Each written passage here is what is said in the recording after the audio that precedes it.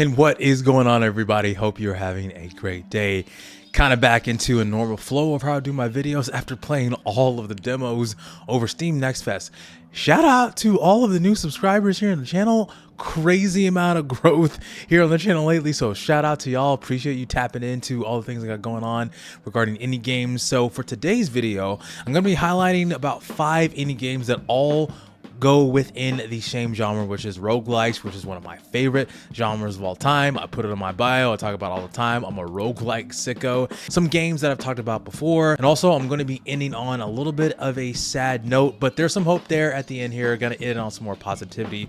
But let's jump in with the first game I want to talk about here, and it is called SPELLHACK. And I've talked about this on the channel once before when it released on February the 19th. It's developed and published by Computer Dream, and it is a real-time survival deck builder. It's very retro vibes. Essentially, you are at a computer terminal and you are hacking your way through this world by taking out these monsters, and you're scanning the various locations to get the spells that you're using to attack the monsters that you're trying to get into your portal.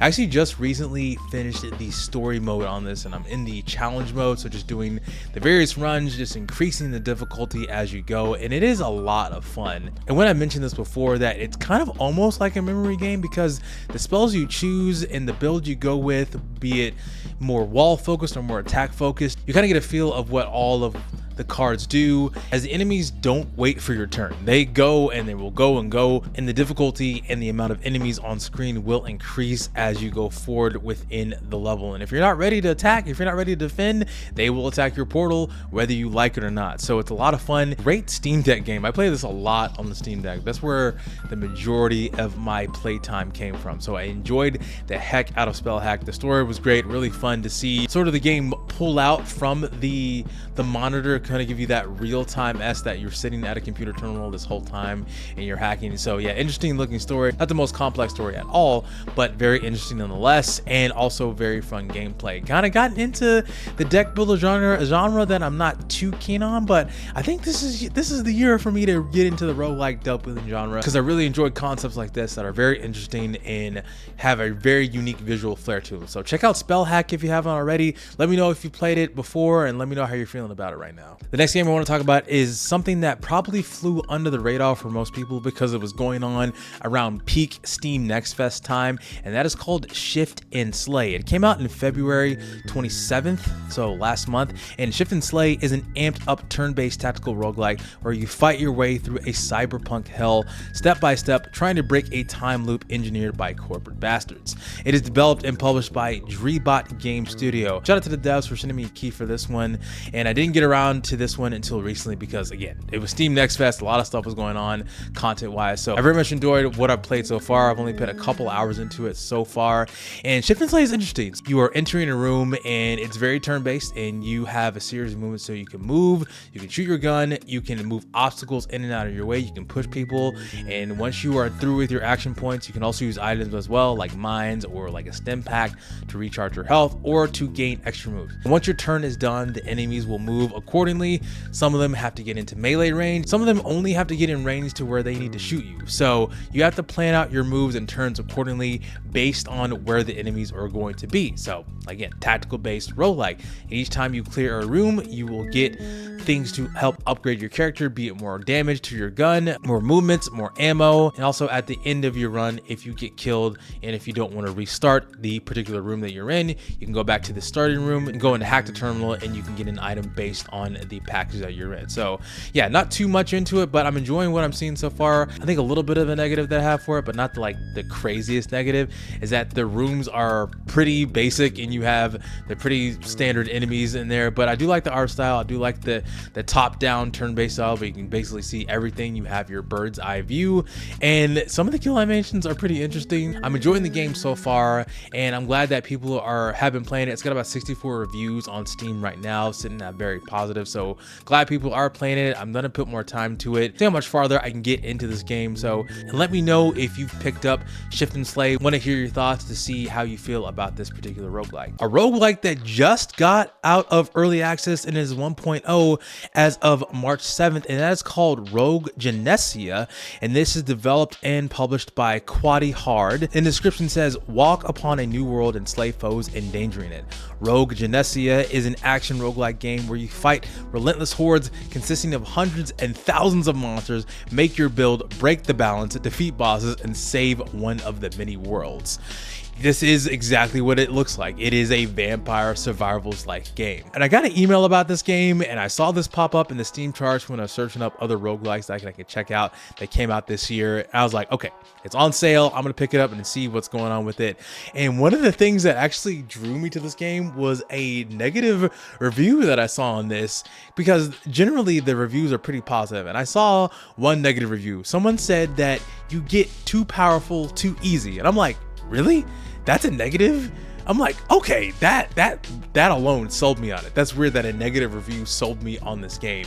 And when I got into it, I was like, oh, you get strong really, really fast. It is a lot of fun. And so you have your character, and there's different worlds, there are different tiers. You start off with 2 tiers. You have an F tier and an E tier, and then you go all the way up. I think they added an A tier for the 1.0 release, and you do your vampire survivors thing. You're going around, you're running around, and you get various weapons and abilities to increase the damage, increase stats, increase the size of certain things. And then after that particular room, you move on to the next part and you go in the overworld, and you can pick your path to where you want to go, be it more enemies. You go to a shop because you also collect gold as you're running through each of the various worlds, or you can fight some mini bosses, some elites. You also have side objectives within each map that you're in that you complete, which will get you more XP and more gold. And like I said, you get strong really fast. There's also meta progression. So all the things you have come to know and enjoy with this game. I am digging the art style, and it's not the most exciting of art styles, but I can see the love and care that the devs have put in this game. I enjoying the heck out of this. I want to play more. I think as soon as I bought this game, I dumped about 3 hours into it. So a bulk of my playtime came from my initial purchase of this game. Not the most optimized Steam Deck game, or not the most optimized game in general, because I think some of the text is a little bit off, and it could be a little bit better in terms of UI, and how things are presented. But again, this is a great game. It's on sale right now during the spring Steam sale. Right now it's on sale for $9.89 at the time of this recording. So yeah, fun game, Rogue Genesia, all of the vampire survivors likes that are out there. I've definitely put this one in the running for a very fun one to play. Definitely gonna keep playing it to see how crazy my builds can get as I continue to go throughout this world and all my runs. Check it out if you haven't already. And I want to give another shout out to Songs of Rats, which fully released on March the 10th, and it is developed by Tesseract Games and Salient Games. So this game does fit into the roguelike genre when you look it out, but it's more of a choose your own adventure RPG style with roguelike mechanics almost. And it's a text-based adventure.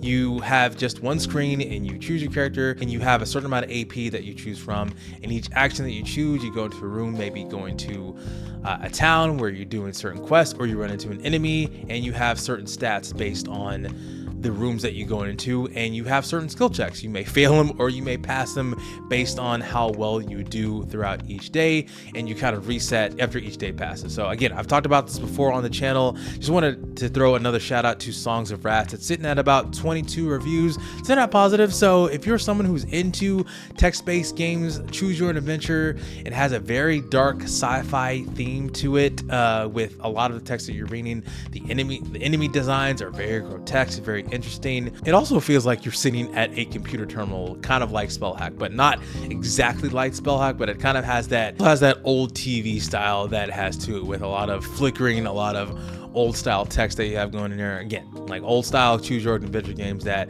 you probably grew up in the 80s or 90s or early 2000s. So yeah, check out Song of Rats if you haven't already. If you're interested in it, it is on sale for the Steam spring sale. There also has a demo if you're someone who's not inclined to purchase it right now. If you want to check out to see what the demo has to offer with the story mode, and also has a sandbox mode as well, sort of an endless mode that you can just go and just figure out how you want to play the game. So yeah, check out Song of Rats if you haven't already. Interesting premise, interesting looking game. Highly encourage you to check this one out. And the last game I want to talk about here is Reignbreaker. Now the footage you're seeing behind me is from the demo, but the game has fully released. It came out on the 18th, not actually an early access game. So it came out in fully 1.0 and by Studio Fizbin and published by Thunderful Publishing. So I dove a little bit more into the demo as I was getting more footage for this game, and I am very, very much excited.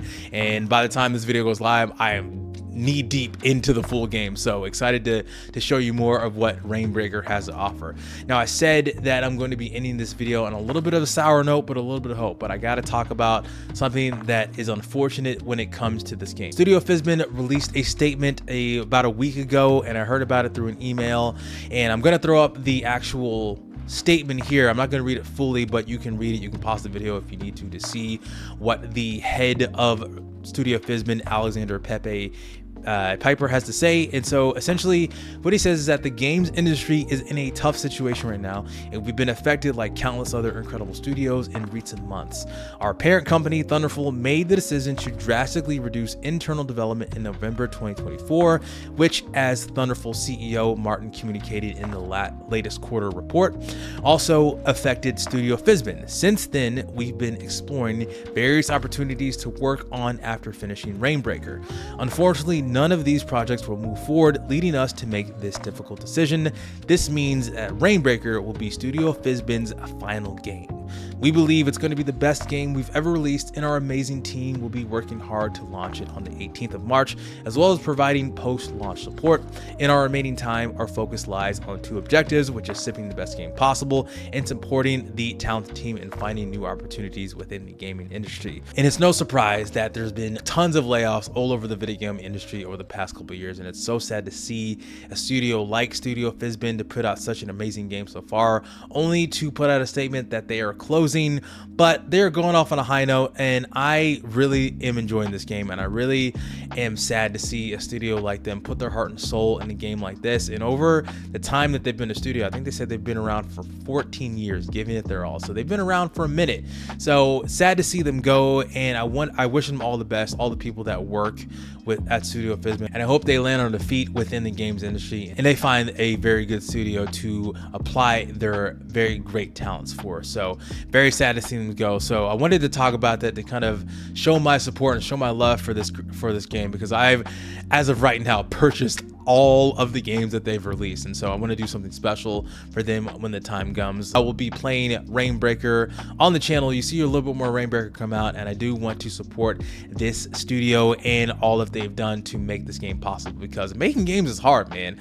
I'm not a developer. I don't know. I've talked to developers before, and I know how hard it is to put out a game, and just putting art into the world is a difficult thing to do. So I definitely want to show people who have the talent and the passion and the heart to put a project like this forward and give them the support that I can, even with the limited amount of reach that I have. I want to make sure that I want to highlight devs within the indie game industry and just spotlight games that I feel like need a lot of love, like all the games that I've talked about today. Show your love for Studio Fizbin by purchasing Reignbreaker. I know this probably sounds like some sort of sponsorship or some sort of ad, but they did not contact me at all. I just wanted to show them some support, just someone who enjoys art, someone who enjoys video games, someone who wants to help push people's projects forward and help highlight games within the indie space. So yeah, that's all I wanted to do, to highlight all of these games, especially Reignbreaker, with the studio closing down after they release it, and so glad they're going to continue to support the game after it releases. But purchase Reignbreaker today. Purchase it right now. I'm gonna have links to all the games that I've talked about today in the description of this video, like I do for all of them, as well as timestamps for each of them, so you can kind of go back and see some of the games that I've talked about already. And if you want to see more indie game content like this, if you want to see me cover all the games from Studio Fizbin or other indie devs that I want to highlight within the space, or any other indie games like a review, my series on UFO 50, or anything like that, be sure to like, share, and subscribe to the channel for more things like that. And I hope to see you soon. Thank you so much for watching. My name is Chike, and I will see you on the next one. Peace out.